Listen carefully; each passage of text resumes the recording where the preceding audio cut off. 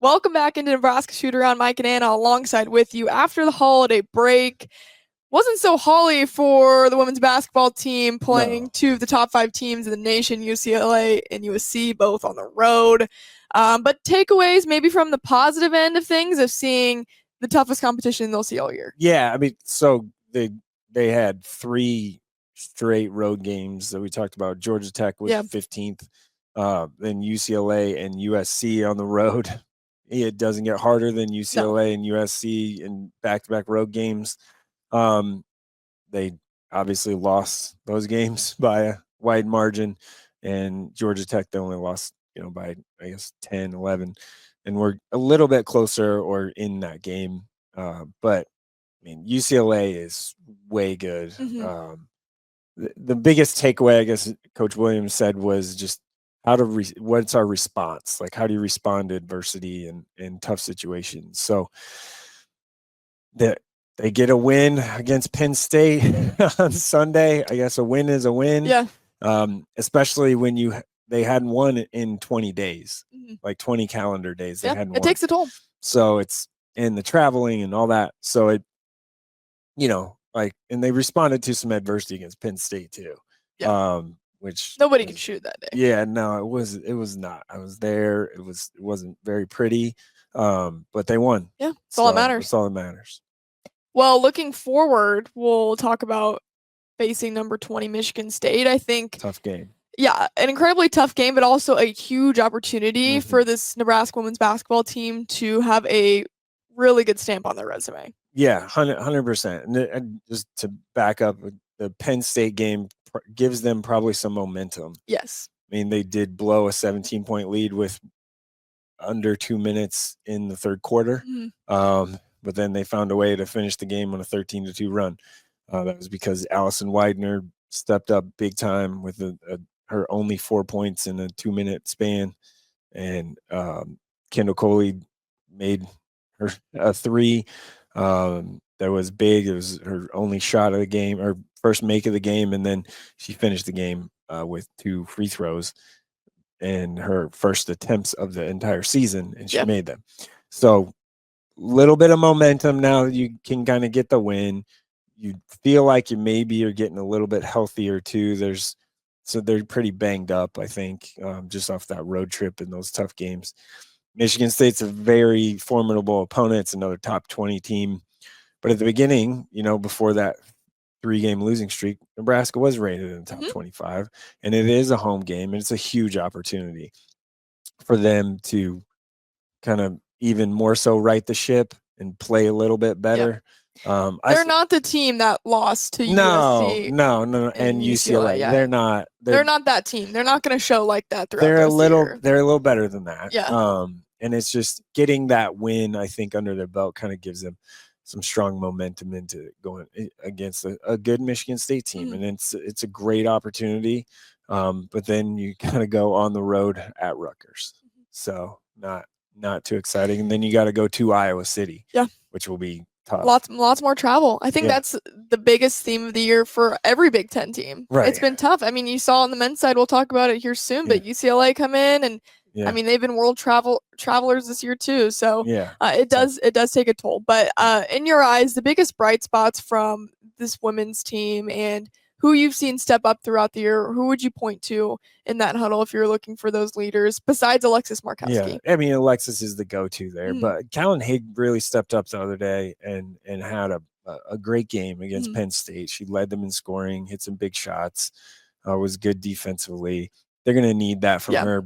And now, I mean, keep kind of referring to the Natalie Potts injury, but it was big, like, because then you lose that size that can guard the post and the wing. Yeah, I mean, you're losing a lot there, and someone else needed to kind of step into that role. And Callan Haig has done a nice job of that, hitting some threes. So they're going to have to spread it around. Britt Prince has been awesome. She's very squarely in the conversation for Big Ten Freshman of the Year. I think she had a great game against Penn State. They're going to need basically that same effort from her probably every game going forward, or close to that every game, which is hard. She's a freshman. She is talented and is great and good and all those adjectives, that she is, they're going to need her to be very consistently very good. Yeah. And that's a lot to put on the shoulders of a freshman. And right. And she's a starting point guard. You're playing in the Big Ten. Like, it's not like there's no work up to this, really. I mean, and she's seen it. I think that'll serve her well, too. She's seen the best of the best. And, facing a Juju Watkins, facing the entire UCLA team, like, she's seen that competition in that level. So she's only going to improve from here. Like, what is Britt Prince's ceiling? Oh, well, I think it's pretty high. I mean, I think you're looking at an all Big Ten, first team all Big Ten player eventually down the road in her career, and probably even maybe more than that. She's that good. She's been that good forever. Yeah. And she went, as far as recruiting rankings when she was in high school, she dropped down because she didn't play because of injury in the summer, and so they kind of knocked her a little bit for that. But she was a top 5 prospect in the country. I mean, we're talking about UCLA. Well, she visited UCLA. UCLA offered, like, UCLA won. So, like, we're not, she's very talented and very good, and I would expect pretty big things going forward. Now they got to find pieces around her to kind of help facilitate that. It's one of those things with the Markowski conversation where, like, has Nebraska done enough to surround her in her career in order to win those big, huge games against top 5 teams in the country and whatnot? I mean, she's had a hell of a career and still has more games to go, but is there... Right, the personal accolades, of course, are there, but she wants to win. She does not care about the personal accolades. Yeah. Like, I think she does. Just publicly, she's just not going to talk about it. She wants to win and cares about winning and making the tournament again and finishing your career that way. Absolutely. Well, let's flip over to the men's side of things. Mike, unfortunately, you weren't in Hawaii. No, but we got to walk you from the comfort of our own homes over the holidays. Yeah. 3 wins, and they win their first multi-team event since, what was it, 2000? Yeah. 2000, 2001, 2000, something like that. Okay. I forget off the top of my head. When I was a baby.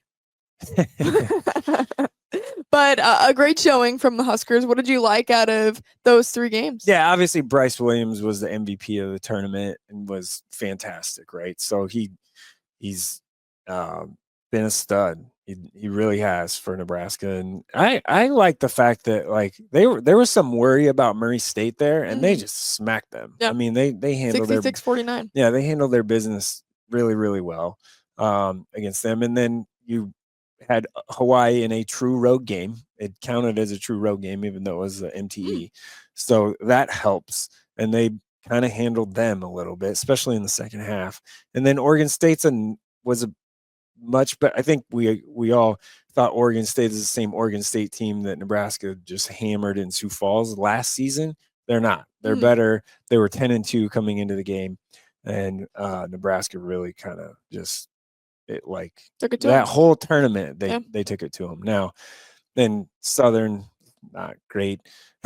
So, but I like how that was scheduled in there, though. Yeah, before they got back into playing a UCLA right. team. That was the last, bye game or non-conference game. There's always one of those, and Nebraska has done a great job in the last 2 years of not having that slip up against a non-conference. Because that happened a few years ago. Yeah, I mean, it's happened more than once. Like, it's happened kind of like it happened under the Tim Miles era, and like in Hoiberg's had that happen too, where you're kind of, what are we doing a little bit, like what happened, and no students and all of that. So it's one of those things where they needed to finish with as perfect of a record as they could in the non-conference, and they did that.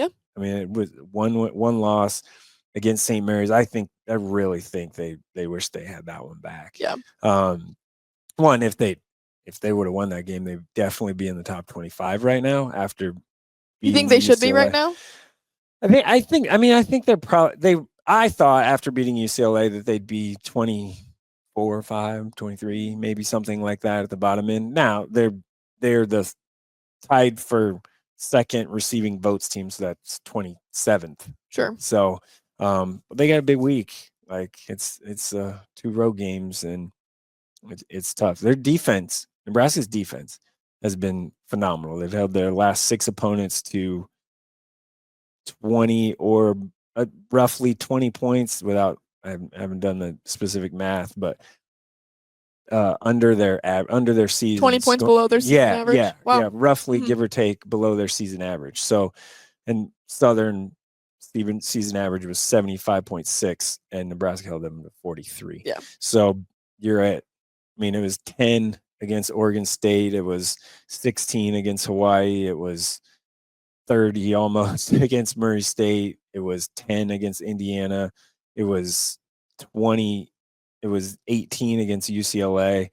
Like, their defense is good. The plans are working. Yeah. Now, can it travel? Yeah. Is a thing. So that's the thing, especially Iowa City. Before we hit on Iowa and Purdue, let's talk about that UCLA matchup. 20 wins in a row at Pinnacle Bank Arena. Something about playing in Lincoln, Nebraska gets this team going. Also on the women's side too. They've won 12 in a row dating back to last season. So they've locked it in on the home court, and that's going to prove very crucial to them down the stretch. Yeah, it's the same formula. We've talked about it a lot, where got to protect home court as much as possible. Got to maybe sneak a road win here or there, and see if you can finish 11-9, 10-10 in the conference.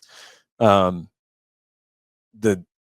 UCLA win, that 20th win tied a program record for home wins in a row.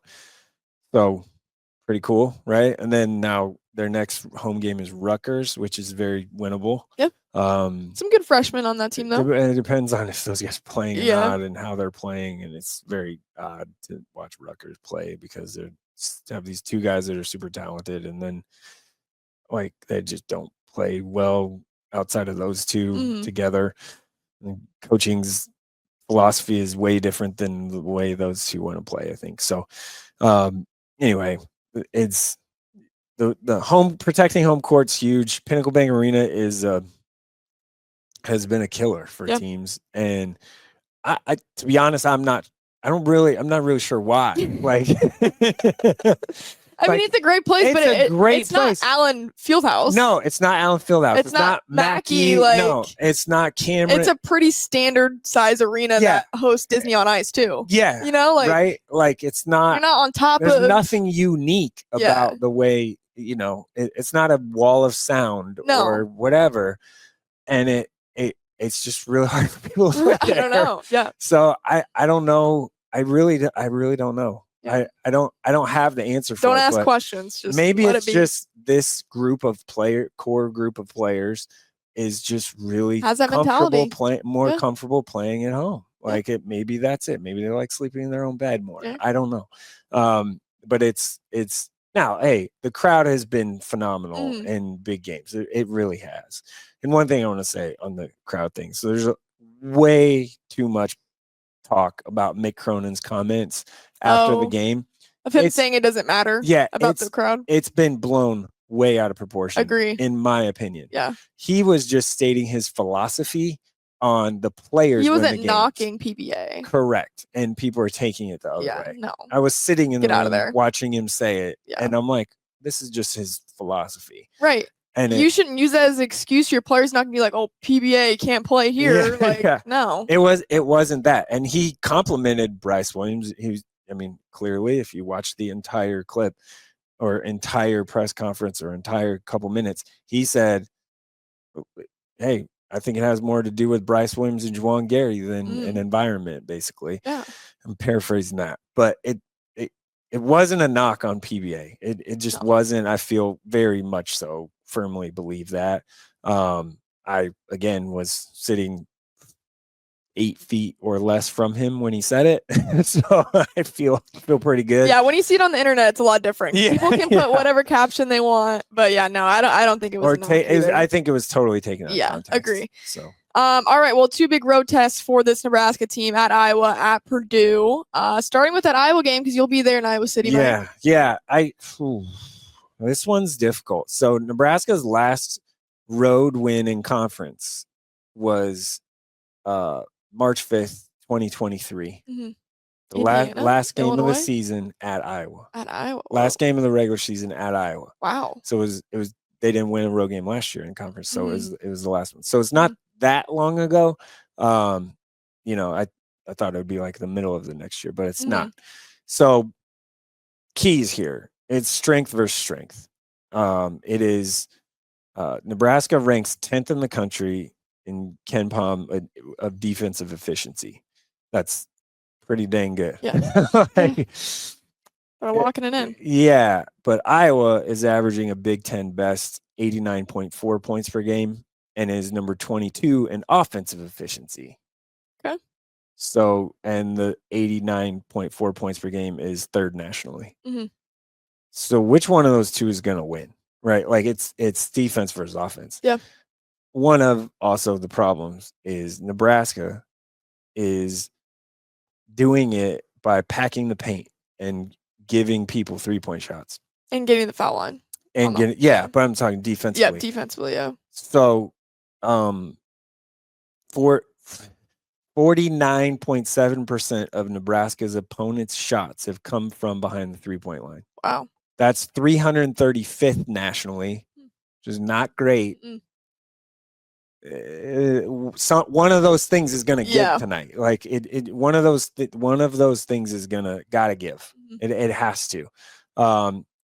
It's worked so far for Nebraska, but against Iowa as a team that can shoot it that well, they're shooting 36.5%, I think, in Big Ten play in their 3 games. Iowa is, and they just want to shoot threes. I mean, it's very clear that Iowa wants to shoot threes. They have made 33. Peyton Sanford has made 33 3-pointers this season. Josh Dix is shooting 56.3 from the field and 43.8 from 3. And they also have Owen Freeman in the middle, who's not a bad player as a sophomore. So Iowa has made at least 8 3-point field goals in 13 games. And they've made 10 plus in 7 of their 16 games. So will Nebraska just dare them to shoot? Kind of like they did it in Creighton? Know. I don't know if it's a good idea. Yeah, that's true. I'm just like, and they're second in the Big Ten and 23rd nationally in 10.4 3-point makes per game. So go back to that. Nearly 50% of Nebraska's opponent's shots have come from the 3-point line.